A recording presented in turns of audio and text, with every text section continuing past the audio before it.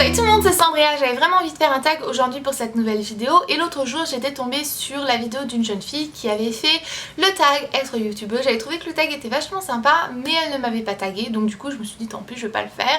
Et je vous ai demandé sur Facebook si jamais il y avait des tags que vous aviez envie de voir sur ma chaîne et vous m'avez proposé celui-ci et plein d'autres, dont le tag Food et moi et Chubby Bunny que je ne compte vraiment pas faire sur ma chaîne parce que je trouve que ça n'a aucun rapport avec ma chaîne de beauté. C'est pas des tags qui m'intéressent, donc voilà. J'ai voulu faire celui-ci qui est être youtubeuse et Tyson va venir jouer avec sa queue derrière moi. Normal, tout va bien, c'est un jour parfaitement normal dans la vie de Sandria.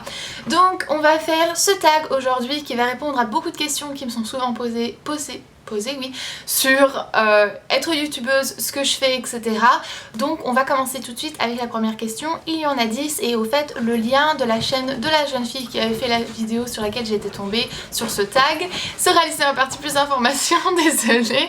Et Tyson qui fait le fou derrière moi donc je ne peux pas m'empêcher de rigoler. Donc on va commencer tout de suite avec la première question qui est: qu'est-ce qui t'a donné envie d'ouvrir ta chaîne YouTube?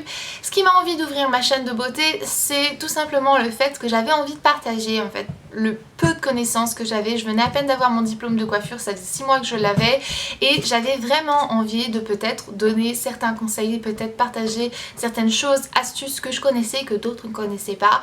C'était un monde que je venais à peine de découvrir et que j'avais complètement adoré et j'avais vraiment envie de le faire moi aussi. Voilà, j'avais envie de faire des vidéos, j'avais envie d'avoir ce partage et cet échange avec les personnes de YouTube et la beauty sphère, etc. Donc voilà ma raison. Deuxième question, c'est: avais-tu des appréhensions avant de poster ta première vidéo? As-tu hésité? Honnêtement, non. Et je suis sûrement l'une des seules personnes qui a eu aucune appréhension quand j'ai posté ma vidéo. En toute honnêteté, je ne pensais pas que cette vidéo allait être vue par qui que ce soit. Donc quand je l'ai postée, en fait, je l'ai postée, puis c'est tout. J'ai attendu un petit peu de voir si jamais j'allais avoir des commentaires, etc. Mais voilà, j'avais pas d'appréhension, je l'ai posté, j'ai pas réfléchi deux fois en fait. Et je l'ai fait et je ne le regrette absolument pas. Ma première vidéo n'est plus disponible, c'était la première vidéo que j'avais fait sur ma chaîne anglophone qui n'est plus une chaîne active maintenant. J'ai arrêté cette chaîne depuis 2 ans maintenant et la vidéo a été retirée parce qu'elle était juste lamentable. Mais voilà. Je n'avais eu aucune hésitation à l'époque et après avec le recul je l'ai retirée parce qu'elle était juste horrible. Troisième question, c'est: que penses-tu de tes premières vidéos, positives ou négatives? Donc j'ai un petit peu de répondre à la question. Il n'y avait rien d'excellent avec, je pensais que j'étais déjà plutôt pas mal douée mais c'était une catastrophe. J'avais aucune notion de ce que j'étais en train de faire, je ne savais absolument pas comment est-ce que ça fonctionnait, je ne savais pas du tout ce que je faisais. Tout ce que je connaissais c'était ce que j'avais vu d'autres vidéos sur YouTube et je parle de ça il y a 4 ans, donc c'était vraiment tout nouveau la beauty sphère YouTube. Ça faisait à peine 2 ans que ça venait de commencer à peu près et je n'y connaissais absolument rien, donc c'était vraiment pas le top. Mais bon voilà, on commence toutes quelque part et je regrette pas l'avoir fait, je trouve que c'est marrant. En même temps j'avais aussi 4 ans de moins donc c'est vraiment très différent. Alors quatrième question, c'est: depuis combien de temps as-tu ta chaîne YouTube? Comptes-tu arrêter un jour? Donc comme je l'ai mentionné, ça fait 4 ans que je fais des vidéos sur YouTube. J'ai commencé avec une chaîne anglophone que j'ai arrêtée il y a 2 ans et du coup ma chaîne francophone a environ 2 ans et demi maintenant et je me suis mise sérieusement à faire des vidéos il y a environ 2 ans sur cette chaîne-ci et ça n'a été que gratifiant. Et c'était quoi la suite de la question? Comptes-tu arrêter un jour? Pas pour l'instant, non, c'est pas dans mes projets d'arrêter. Tant que ça fonctionne, tant que vous aimez ce que je fais, tant que moi j'aime ce que je fais, tant que j'ai des conseils à partager, il n'y a pas de raison que j'arrête. Je ne compte pas arrêter, je ne peux pas dire si jamais, je ne peux pas dire si dans 5 ans je vais avoir exactement la même mentalité. Pour l'instant, au jour d'aujourd'hui, je ne compte absolument pas arrêter. On en est à la 5e question. T'est-il arrivé de refilmer une vidéo plusieurs fois car celle-là ne te convenait pas ou pour autre raison? Si oui, combien de fois l'as-tu filmée? Oui, ça m'arrive pas assez souvent. Correction, ça m'arrive de temps en temps en fait que j'enregistre une vidéo complètement et que je suis à mon ordinateur en train de l'éditer et que quand je suis en train de l'éditer je ne l'aime pas du tout. Ça m'est arrivé moins d'une dizaine de fois en fait et du coup j'efface tout et je recommence. Peut-être pas le même jour parce que bon des fois j'ai pas le temps mais je la recommence une autre fois et je modifie ce que j'ai trouvé qui n'allait pas du tout lorsque j'étais en train de faire le montage de la vidéo. Donc oui, ça m'est déjà arrivé. Combien de fois, je suis pas sûre, moins d'une dizaine de fois. Et combien de fois j'essaie de la enregistrer, jusqu'à temps qu'elle soit à peu près parfaite. En fait, je suis très méticuleuse et très perfectionniste. Donc voilà, si jamais c'est pas exactement comme j'aimerais que ce soit, la plupart du temps, je le refais. Donc, 6e question. T'arrive-t-il de rigoler en regardant tes vidéos? Attends, les vidéos que tu viens de filmer par rapport à tes bugs, bafouillages, etc. Oui. Oui, je me moque énormément de moi-même. Je m'écoute parler et je dis mais t'es vraiment trop une beauf quoi. Mais c'est abusé, comment t'es trop bête. Il y a des moments où est-ce que je me regarde, où je m'écoute et que je me dis waouh, facepalm, t'es trop blonde quoi. Donc bon voilà, ça c'est un bon moment de rigolage et puis parfois ça peut créer un petit peu un bêtisier en fin de vidéo aussi. Et puis bon, je pense que tant que je suis pas sérieuse avec moi-même et tant que je me prends pas au sérieux, plutôt c'est ce que je voulais dire, c'est pas grave.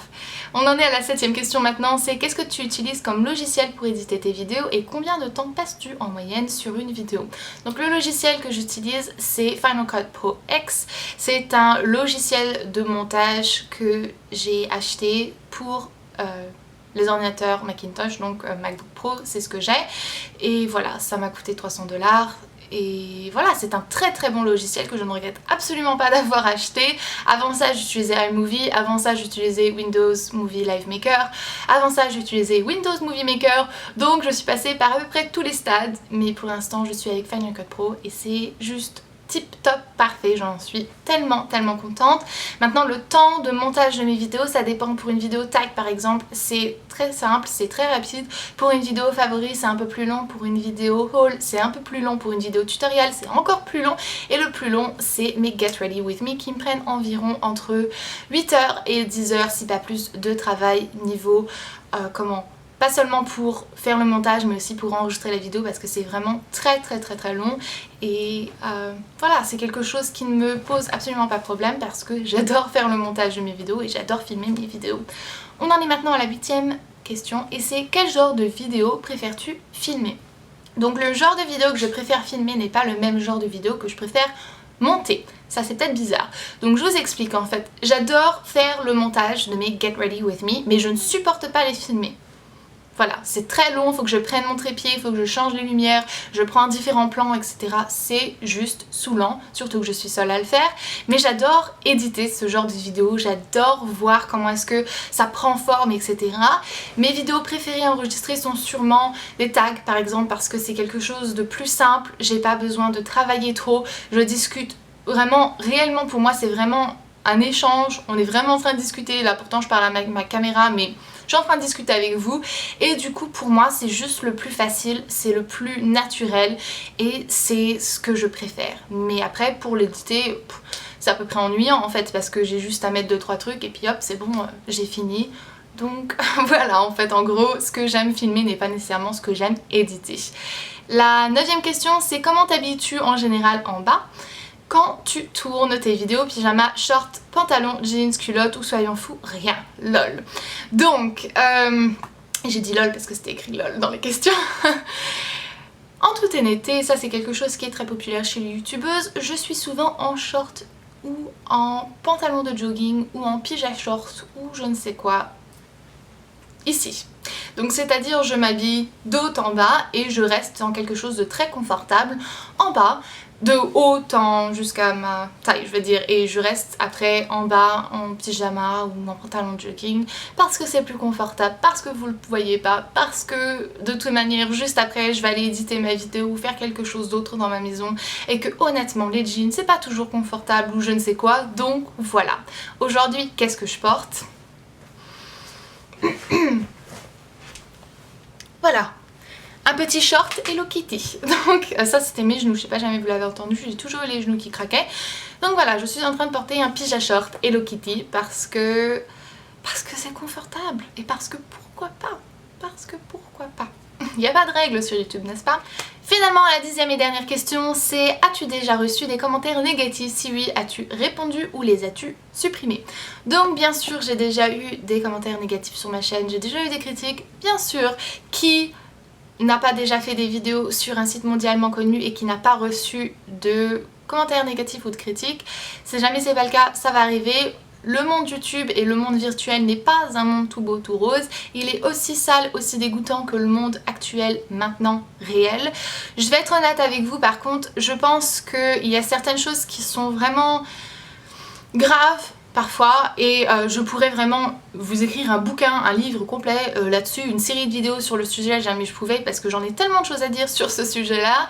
Je vais être honnête avec vous, je trouve que c'est assez saoulant parfois de juste parce que nous on est une youtubeuse, notre droit d'expression a été retiré parce qu'on a le droit d'avoir tous les critiques et tous les commentaires que l'on peut nous balancer, mais nous on n'a pas le droit d'y répondre parce que si jamais on se permet de répondre à cette personne qui vous a balancé un commentaire et que vous avez parfaitement le droit d'y répondre normalement dans la société d'aujourd'hui parce que vous aussi vous avez une langue et vous aussi vous savez vous en servir et vous aussi vous savez répondre aux gens, vous n'avez pas le droit de le faire parce que vous êtes youtubeuse. Voilà. C'est aussi simple que ça. Maintenant, on sait très bien que en réalité, si jamais il y avait quelqu'un qui venait comme ça vous dire que vous êtes moche ou que vous avez les dents de travers ou que vos cheveux ils sont horribles et que ceci et que cela et que vos vidéos sont nulles ou je ne sais quoi, ou on vous déteste même parfois, pourquoi pas. Il y en a qui vont vraiment aux extrêmes. Soyons honnêtes, ne me dites pas que dans la réalité, vous réagirez avec un sourire et que vous laisserez passer. On est d'accord, tout le monde réagirait d'une autre façon en disant attends mais tu te fous de moi ou quoi, t'es qui pour venir me dire que j'ai les dents de travers ou ceci, est-ce que tu penses que t'es parfaite, est-ce que tu penses que t'es mieux que moi? Non, on est tous d'accord que dans la réalité on répondrait à ce commentaire là. Parce qu'on se laisserait pas faire, parce qu'on se laisserait pas bouffer, parce que si jamais vous laissez bouffer, c'est que vous avez un gros problème et que vous n'avez pas d'amour propre. Parce que honnêtement, moi, je ne pense pas qu'il y a quelqu'un qui serait assez bien pour venir un jour me dire que je suis ceci ou je suis cela, parce que moi, personnellement, je ne suis jamais assez bien pour venir faire exactement la même chose avec quelqu'un d'autre.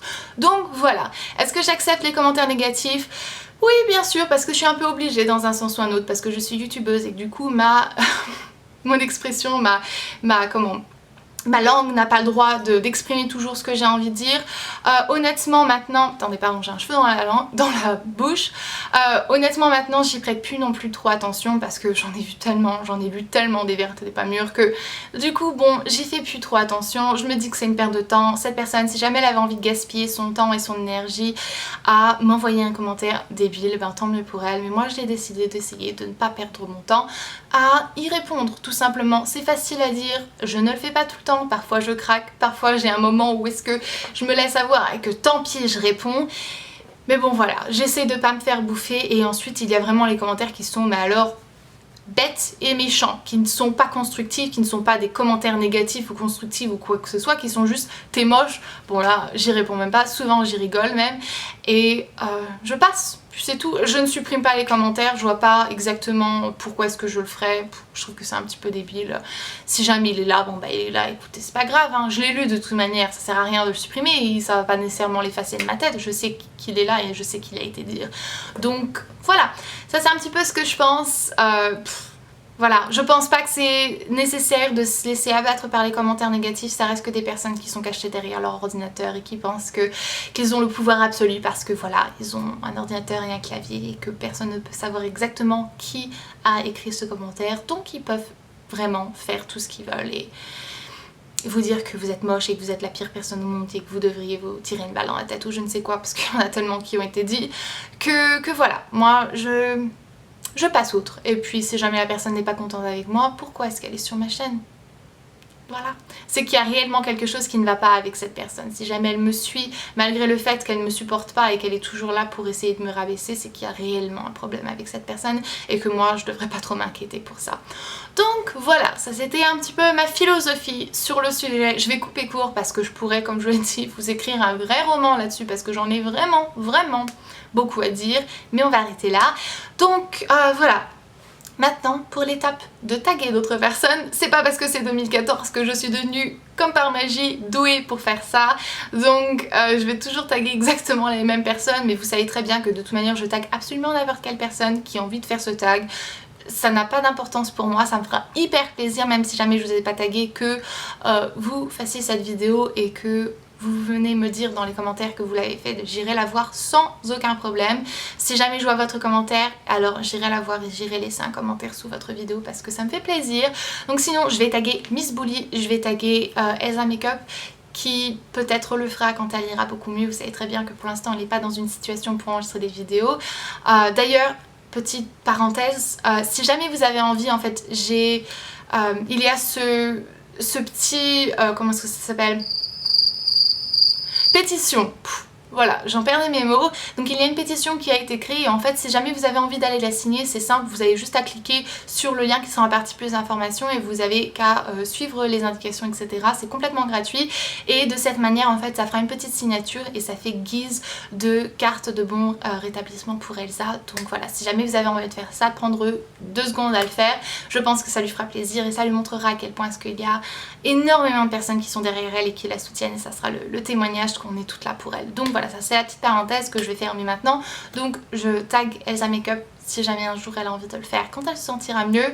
Sana et qui d'autre? Je vais taguer aussi pourquoi pas Melissa de la chaîne Golden Weddy ou du blog Golden Weddy Beauty qui est toute récente youtubeuse, mais pourquoi pas, peut-être qu'elle a des choses aussi à dire.